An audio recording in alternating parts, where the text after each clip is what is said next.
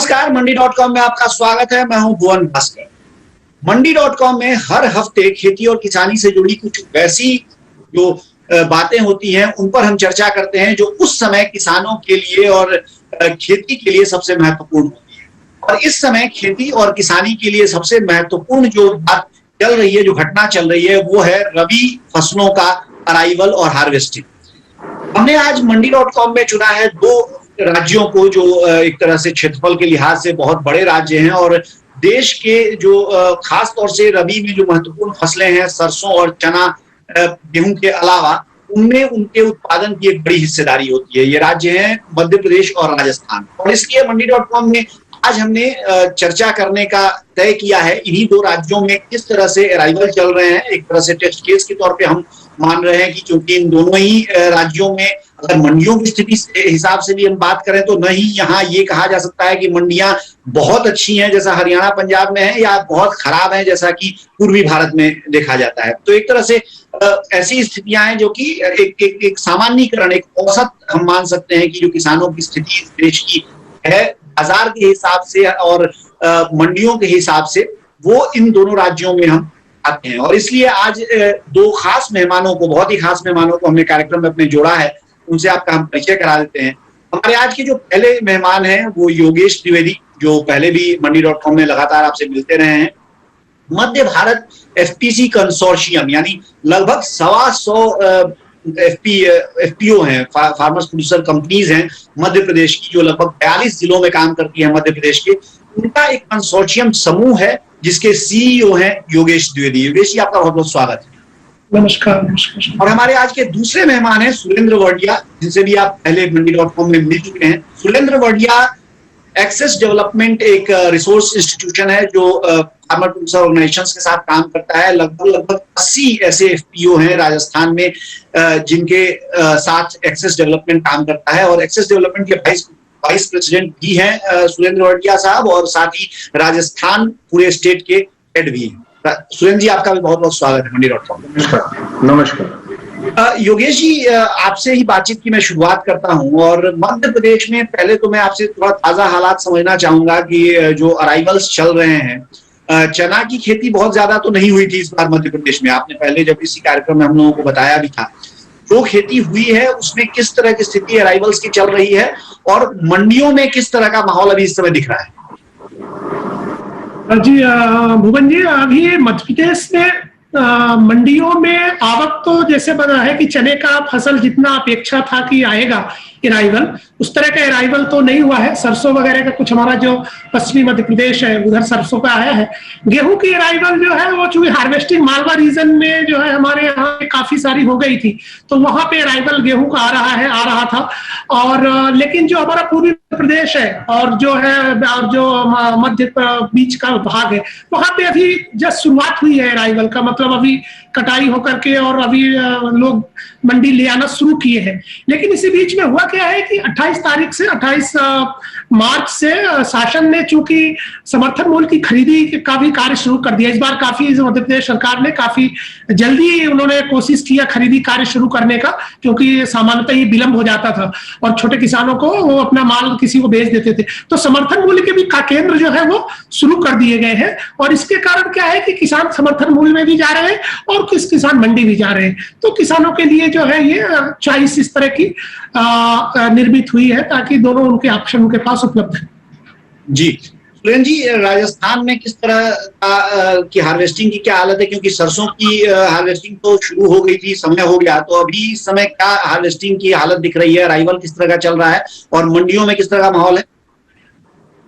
देखिए, सबसे पहले तो एक खुशी की बात यह है कि इस बार अधिकतर जीन्स यानी कि खास करके सरसों की अगर हम बात करें या चने की भी बात करें तो सबकी प्राइसेस जो है एमएसपी से काफी ऊपर है, करीब 10 रुपया ऊपर है सरसों की प्राइस एमएसपी से। योगेश जी, अभी अप्रैल का लगभग एक हफ्ता बीता है और लगभग पिछले साल वाली स्थितियां एक बार फिर लग रहा है कि जैसे उभर रही हैं। जो कोरोना महामारी के कारण हमने देखा था लगभग इसी समय पिछले साल लॉकडाउन लगा था। हालांकि इस साल सरकारें इसे लेकर काफी सतर्क हैं और पिछले साल जैसी कंप्लीट लॉकडाउन जैसी स्थिति तो नहीं बन रही है, लेकिन हमने देखा जैसे छत्तीसगढ़ की राजधानी में रायपुर में सरकार को ऐसी लगाना भी पड़ा है कंप्लीट लॉकडाउन। तो इस तरह की अगर कोई भी परिस्थिति पैदा होती है, अगर मान लीजिए आने वाले दिनों में ये महामारी और बढ़ती है जैसा कि हम देख रहे हैं, तो उसके लिए किस तरह की तैयारियां किसान कर रहा है या उसको करने की जरूरत है? खासतौर से आप क्योंकि 125 करीब एफपीओज को भी कोऑर्डिनेट करते हैं, तो आप लोग किस तरह से उसके लिए तैयारी कर रहे हैं? देखिए भुवन जी, मैं बताना चाहूंगा पिछले साल ये बात सही है कि पिछले साल काफी दिक्कतें आई थी क्योंकि उस तरह की तैयारियां नहीं थी जमीनी स्तर पे, और सरकार ने भी क्योंकि सामान्यतः जो खरीदी होती है वो अप्रैल के प्रथम सप्ताह से शुरुआत होती है। हमारे यहाँ जो गेहूं की खरीदी हुई थी वो 18 अप्रैल से शुरुआत हुई थी पिछले साल। तो इस बीच में काफी किसान बहुत परेशान हो गए थे, लेकिन इस बार स्थिति पूरे प्रदेश में जो है काफी तैयारी की गई है। और सबसे महत्वपूर्ण क्या है हमारे मध्य प्रदेश में हुआ है कि इस बार एफपीओज को भी जो हमारा समर्थन मूल्य खरीदी में शामिल किया गया है।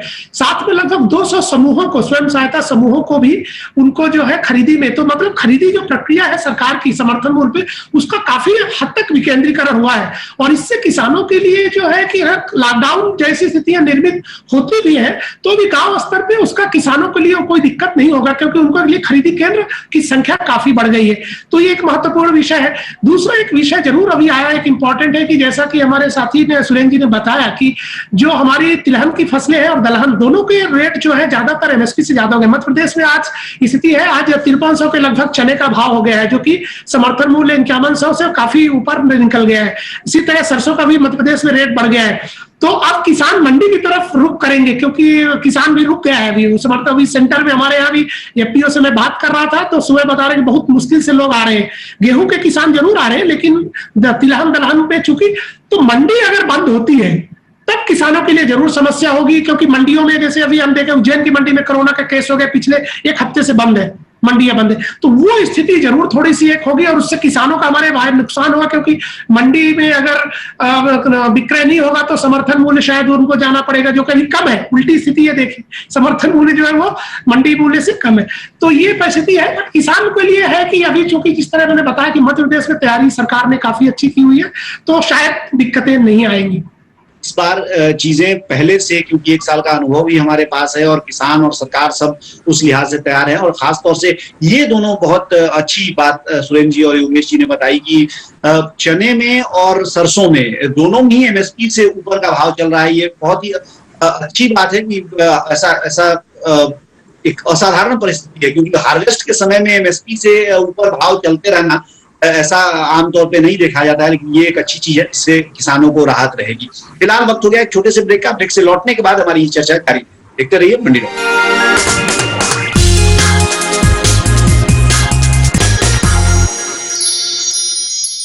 मंडी.com में एक बार फिर स्वागत है आपका। हम बात कर रहे हैं आज राजस्थान और मध्य प्रदेश में रबी सीजन की हार्वेस्टिंग और अराइवल की क्या स्थिति चल रही है और जिस तरह की परिस्थितियां बनती हुई दिख रही हैं। एक बार फिर कोरोना महामारी का जोर भी बढ़ रहा है, ऐसे में किसानों ने और सरकार ने क्या तैयारी की है। ब्रेक पे जाने से पहले हमने योगेश जी से मध्य प्रदेश का हाल जाना। सुरेंद्र जी, राजस्थान में क्या परिस्थिति है? क्योंकि जो हम बात कर रहे थे महामारी एक बार फिर से लग रहा है कि सर आ रही है। पिछली बार हमने देखा था किसानों को काफी परेशानी हुई थी, लेकिन इस बार हम लोगों के पास क्योंकि एक साल का अनुभव भी है, सरकार के पास भी और आपके पास भी, इसका कोई फायदा होता हुआ दिख रहा है? भुवन जी, इसमें दो बातें हैं। एक तो जो कोरोना महामारी का जो पिछला दौर था उसमें गांवों के अंदर कोरोना का असर बहुत कम था और इस बार गांव में इसका काफी असर है। तो जो जितने केसेस आ रहे हैं करीब 30 to 40% केसेस जो है गाँव में है और पिछली बार जो है करीब 10 से 15% केसेस ही गाँव में थे, ज्यादातर केसेस जो है अर्बन एरिया में थे। तो एक तो ये फर्क है। दूसरा ये कि अगर हम एफपीओ की बात करें तो पिछली बार कोरोना महामारी के दौरान या उस समय जो नीतिगत परिवर्तन हुए थे, जैसे कि जो किसान उत्पादक संगठन है डायरेक्ट अपना माल जो है कंपनियों को बेच सकते थे और मंडी में जाने की जरूरत नहीं थी, तो कई कंपनियां भी आकर्षित हुई थी एफपीओ के साथ टाई अप करने में और उनके किसानों का जो माल है एफपीओ के माध्यम से खरीदने में। लेकिन इस बार चूंकि ये इस पे होल्ड लग गया है, सुप्रीम कोर्ट का भी इसमें होल्ड है, और अब जो है मंडी ही एकमात्र मतलब ज्यादा जरिया है उसके किसान को अपना माल बेचने के लिए। तो मंडियों की भूमिका और मंडियों के लाइसेंस वगैरह सब जरूरी हो गए हैं। वापिस बीच में मंडियों के लाइसेंस की जरूरत नहीं थी, किसान अपना माल मंडी के बाहर बेच सकता था। तो ये एक मूलभूत जो परिवर्तन पिछले बार के दशा में और इस बार के अंदर ये आया है, तो ये है। और दूसरी बात ये है कि अभी भी लॉकडाउन की स्थिति ऐसी, जैसे राजस्थान के संदर्भ में अगर हम बात करें तो अभी यथावत नॉर्मल लाइफ चल रही है, चाहे वो एपीएमसी हो चाहे उसके बाहर भी हो। अभी लॉकडाउन जैसी कोई स्थिति का अभी आने वाले मतलब 7, 8, 10 दिन तक तो ऐसी कोई संभावना नहीं है। तो मुझे लगता है कि जो लॉकडाउन का या इस तरह की जो आशंका है, फिलहाल मंडियों में इसका प्रभाव नहीं पड़ने के नगण्य पड़ेगा। और दूसरी बात जो आपने बताई कि जो सरकारी खरीद है, तो चूंकि सरकारी खरीद का तो ज्यादा महत्व है नहीं, क्योंकि ऑलरेडी जो मार्केट प्राइस है वो उससे ज्यादा एमएसपी से ऊपर चल रहा है जी। एमएसपी से, जैसे सरसों की अगर हम बात करें तो सरसों तो 10 रुपए ऊपर चल रहा है, तो एमएसपी की कोई रेलिवेंस ही नहीं रहेगी। और चना भी ऑलमोस्ट कहीं 1 रुपया, कहीं 1.5 रुपया, कहीं 50 पैसा वो ज्यादा है। तो जी, अब उस तरह का, लेकिन ये जरूर है कि एफपीओस को जो सुविधा पिछली बार थी कि बड़ी बड़ी कंपनियां उनसे संपर्क कर रही थी, तो वो शायद मध्य प्रदेश के केस में तो खैर एफपीओ को सरकार ने किया है, लेकिन राजस्थान में इस तरह का काफी नहीं हुआ।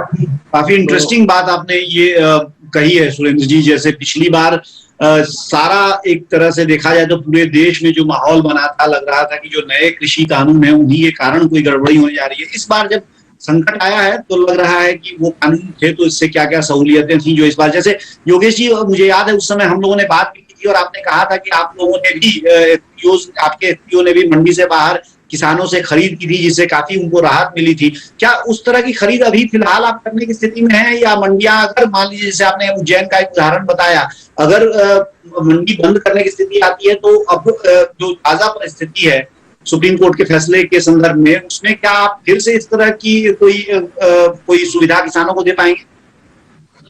नहीं, ये वास्तव में एक महत्वपूर्ण विषय है जो कि अभी चर्चा में आया है। कि देखिए, मैं पिछले कई दिनों से देखा बहुत सारे हमारे एफपीओ के साथी हमें फोन करके, और वो वही जो है कि सर क्या हम वास्तव में पिछले साल जैसे क्या हम अपने किसानों के उत्पादों को सीधे फैक्ट्री तक या किसी बायर तक ले जा सकते हैं? तो वो स्थिति अब बदल गई है। अब उसका उत्तर हमें भी नाम ही देना पड़ता है कि नहीं, अब तो आपको मंडी शुल्क जमा करके ही और मंडी में दे करके ही और वो कर सकते हैं। इसका तात्पर्य ये हुआ कि जो वास्तव में जो सच्चाई है कि किसानों के पास जो चॉइस है बेचने की वो कम हो गई है एक तरह से अगर देखें। और एफपीओ जैसे संगठन जो मंडी के बाहर ऑपरेट करते हुए अगर जो उनको स्वतंत्रता इस कानून में जो सुधार भारत सरकार ने जो किए थे, वो एक जब अभी इस जो सुप्रीम कोर्ट के फैसले के कारण ये स्थिति हुई है, और मेरे को और हमारे बहुत सारे लोग जो कर रहे हैं उनके लिए काम करने के जो अवसर जो है कम हुए हैं, और साथ में किसानों के लिए भी चॉइस कम हुई है। ये एक इसका जो है एक है। तो जो आप बोल रहे हैं बिल्कुल ये है कि अगर जैसे मैंने बताया कि उज्जैन की कई मंडियों में कोरोना के केस होने के बाद मंडी बंद करनी पड़ेगी सरकार। अभी हमारी मंडी उज्जैन की बंद है, जबकि बहुत बड़ी मंडी है बड़नगर की मंडी की मैं बात कर रहा हूँ, पिछले 8 दिन से बंद है, 10 दिन हो गए।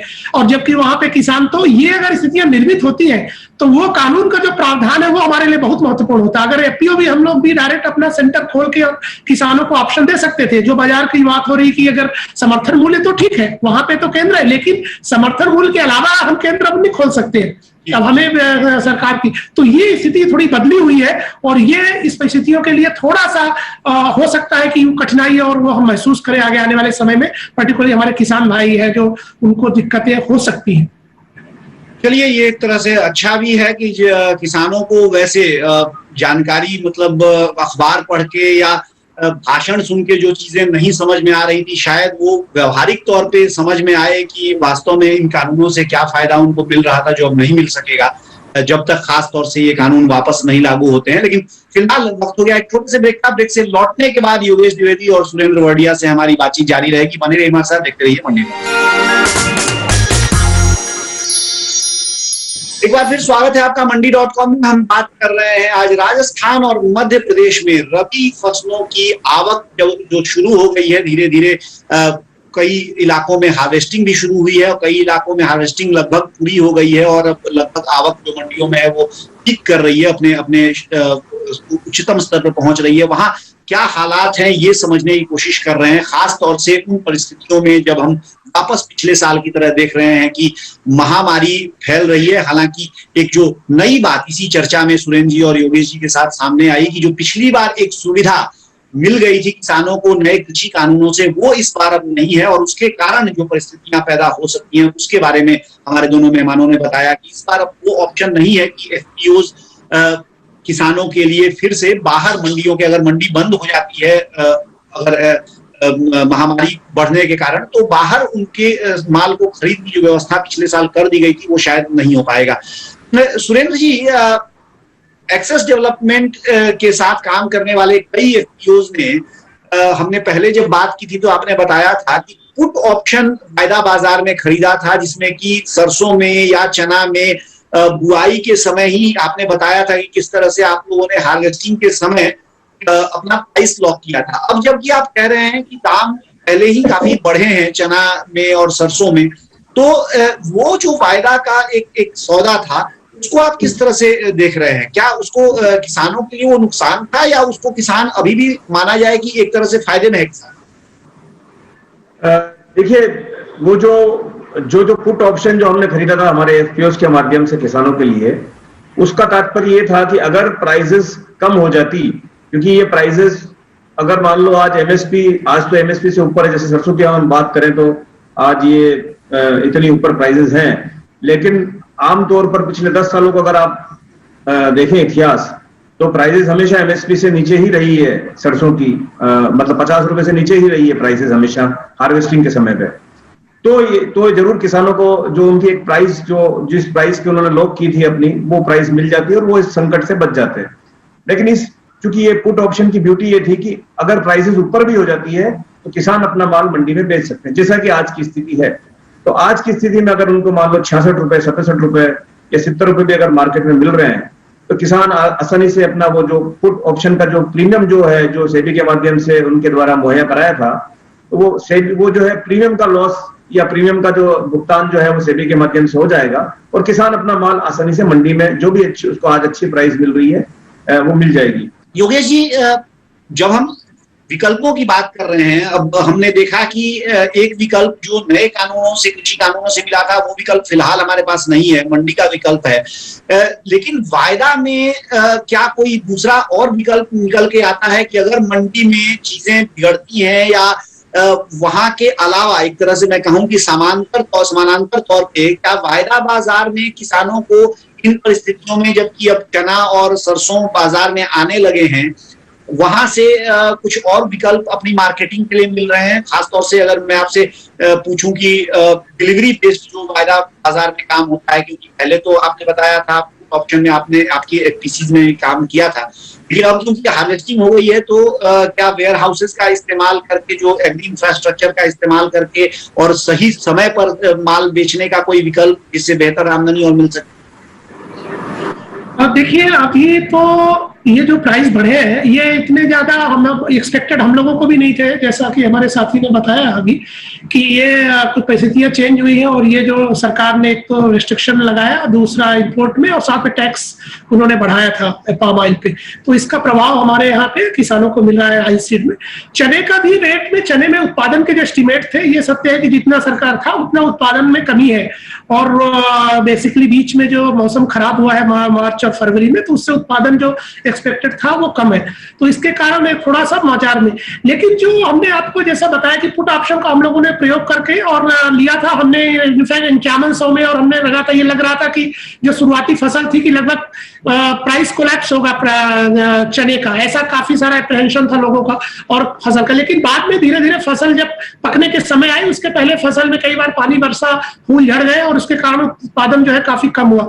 तब हम लोगों ने करीब 200 टन का हम लोगों ने इस पे यूज किया था, एनसीडीएक्स पुट ऑप्शन को यूज करके किया था।